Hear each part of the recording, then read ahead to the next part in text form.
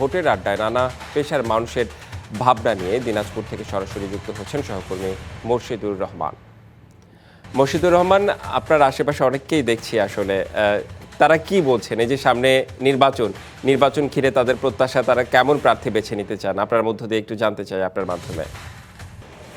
রেদওয়ান, আপনি যেমন বলছেন, আসলে ভোটাররা কিন্তু 12ই ফেব্রুয়ারি ভোট দানের জন্য উদগ্রীব হয়ে আছে এবং বিশেষ করে তরুণ ভোটাররা কিন্তু বেশ অধীর আগ্রহ অপেক্ষা করছে। তাদের যেহেতু ভোট দিতে পারে না বিগত বছরগুলোতে, তারা কারণ ভোট দিতে উদগ্রীব হয়ে আছে।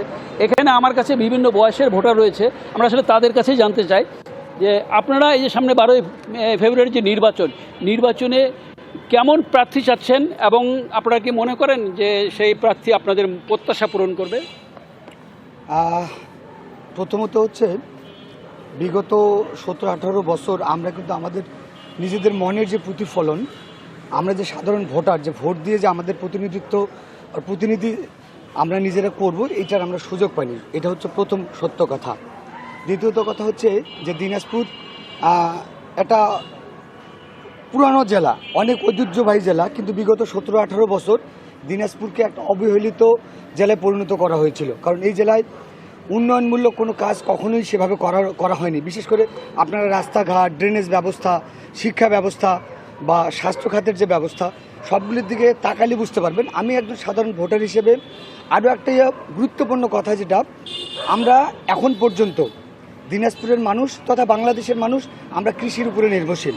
যেহেতু বাংলাদেশে একটা প্রচুর পরিমাণের জনসংখ্যা দিনের পর দিন বৃদ্ধি হচ্ছে, তো দিনাজপুর যেহেতু একটা কৃষি ভিত্তিক একটা জেলা, আমরা ভোটার হিসেবে, সাধারণ ভোটার হিসেবে প্রত্যাশা করব যে বিগত দিনগুলিতে যেসব কাজ হয়নি, আমি যেসব কথাগুলি বললাম, যে ড্রেনেজ ব্যবস্থা, রাস্তাঘাটের অবস্থা, শিক্ষার অবস্থা এবং স্বাস্থ্যের যে অবস্থা, একটা মেডিকেল কলেজ আছে কিন্তু মেডিকেল কলেজে গেলে মানুষের যে চিকিৎসাটা পাবার কথা, সেই চিকিৎসা মানুষ পায় না। আমরা এই চিকিৎসার জায়গাগুলি চাই।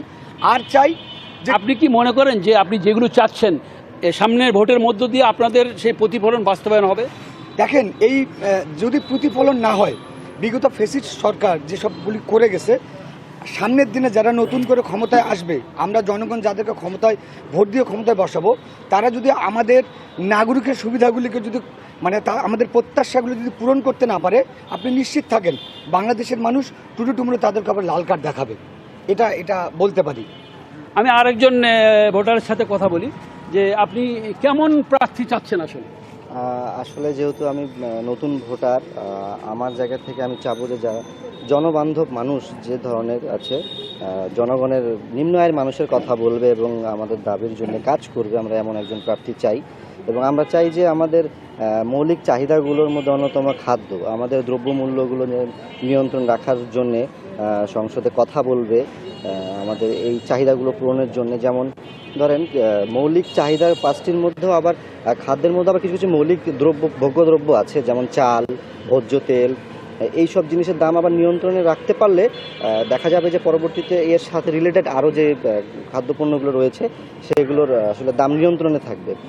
আমরা আসলে শহরের উন্নয়নের পাশাপাশি আমাদের প্রয়োজনীয় চাহিদাগুলো যেন হাতের নাগালে থাকে, দামের মধ্যেই থাকে, সেগুলোই চাই। আমরা এমন একজন প্রার্থী চাই যে এগুলো করতে পারবে। আমি আরেকজন সাথে কথা বলতে চাই, যে আসলে আপনারা এই ভোটের মধ্য দিয়ে যে আপনার প্রত্যাশা করছেন, যে বিষয়গুলো আপনাকে মনে করেন যে প্রত্যাশা পূরণ সম্ভব এই ভোটের মধ্য দিয়ে? হ্যাঁ, আশা করা যায় এই ভোটের মধ্য দিয়ে প্রত্যাশা পূরণ করা সম্ভব। তবে আমাদের আমাদের সাধারণ যে জনগণ, আমরা যে সাধারণ যে ভোটার আছি, এই ভোটারের মনের আশা প্রত্যাশা করার মতো যদি আমরা নির্বাচন করতে পারি ব্যক্তিটাকে, তাহলে আমাদের প্রার্থীকে নির্বাচন করতে পারলে ইনশাআল্লাহ আমাদের মনের আশা পূরণ হবে ইনশাআল্লাহ। আরেকজনের সাথে আমি কথা বলি, যে আপনি কেমন প্রার্থী চাচ্ছেন, একটু ছোট্ট করে যদি বলেন, প্রার্থী কেমন চাচ্ছেন? প্রার্থী বিসমিল্লাহির রহমানির রহিম।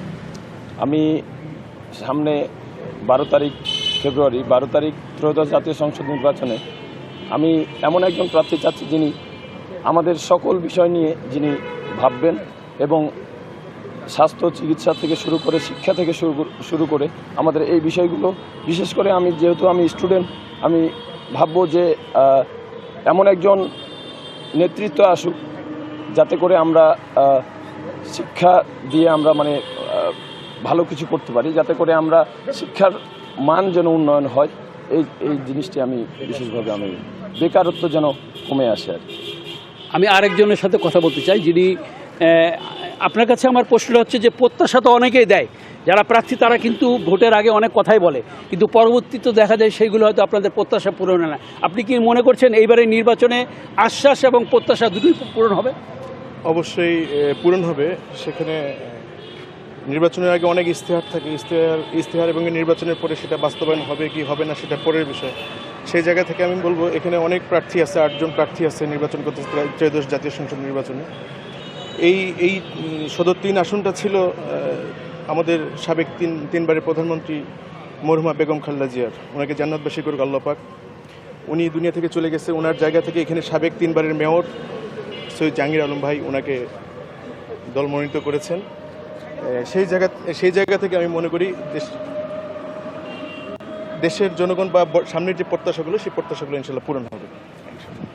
শুনছিলেন রেদওয়ান যে আসলে যারা ভোটার তারা চাচ্ছে যে এইবারের ভোটের মধ্য দিয়ে তারা সুষ্ঠুভাবে ভোট দিবে এবং তাদের যে প্রত্যাশা মনের সেই প্রার্থী তারা নির্বাচিত হবে এবং সেই প্রার্থী এলাকার উন্নয়ন, দেশের উন্নয়নে দেশকে এগিয়ে নিতে কাজ করবে, এটাই তারা প্রত্যাশা করছেন। রেদওয়ান জি, বেশ কয়েকজনের কথা শুনলাম, তারা আসলে যোগ্য প্রার্থীকেই ভোট দেবেন এমনটাই আসলে তারা বলছেন। আপনাকে অনেক অনেক ধন্যবাদ যুক্ত হওয়ার জন্য।